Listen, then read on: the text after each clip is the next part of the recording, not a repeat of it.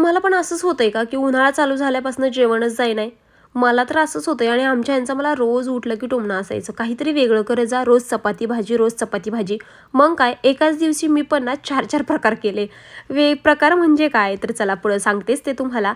उन्हाळा चालू झाल्यापासून पातळ भाजी असो किंवा सुकी भाजी असो, कोणतीच भाजी खाण्याचं मनच होत नाही आणि जेवण पण खूप कमी जातं. मग मी म्हटलं आज आपण आहे ना धपाट्याचा बेत करूया. आमची त्याला धपाटेच म्हणतात, तुम्ही काय म्हणता?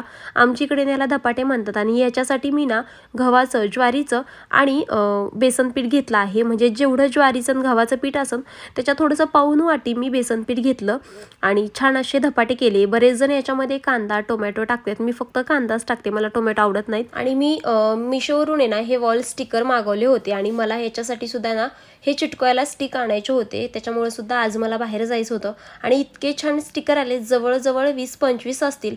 आणि तुम्हाला सुद्धा जर हे स्टिकर घ्यायचे असेल तर मला कमेंट करा, हे इतके छान वाटतात. आता उद्या मी ह्याला ना वॉलवर लावेल आणि त्यानंतर तुम्हाला हा रिव्ह्यू शेअर करेन. आणि संध्याकाळी मी असा छानसा ढोकळा केलता आणि आज संध्याकाळी ना असं छान वातावरण झालं होतं. आत्ता जवळजवळ संध्याकाळचे 7 वाजले होते तरीसुद्धा बाहेर असं लालसर वातावरण झालं होतं. इतकं छान वातावरण झालंय म्हटल्यावर बाहेर फिरायला जायलाच पाहिजे. फिरायला म्हणजे माझं थोडंसं काम होतं, म्हणजे घरातला थोडाफार किराणा संपला होता. मग म्हटलं तो घेऊन येऊया, इतकं छान वातावरण आहे, म्हटलं आपण आज जाऊयात. आणि मग आम्ही गेलो बाहेर किराणा आणायला.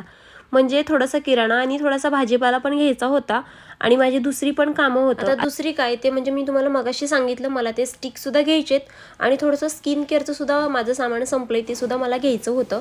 अगोदर आम्ही भाजीपाला हे घेतलं, जाताना इतका उजेड होता पण तिथं पोहोचेपर्यंत तर अंधार झाला. आणि आज खूप काही किराणा घ्यायचा नाही म्हणून मी छोटी बास्केट घेतली, पण बघता बघताना माझे तेवढं बास्केट फुल भरलं, मला ते उचलं ना सुद्धा.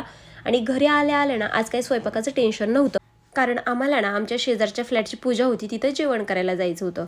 त्यामुळे मी अगोदर सगळा किराणा हे सगळं आवरलं, ज्या त्या डब्यांमध्ये भरून ठेवलं.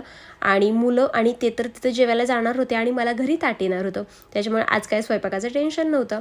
चला असा होता माझा आजचा दिवस. भेटूयात अशाच एका नवीन छानशा व्लॉगमध्ये. तोपर्यंत बाय. श्री स्वामी समर्थ.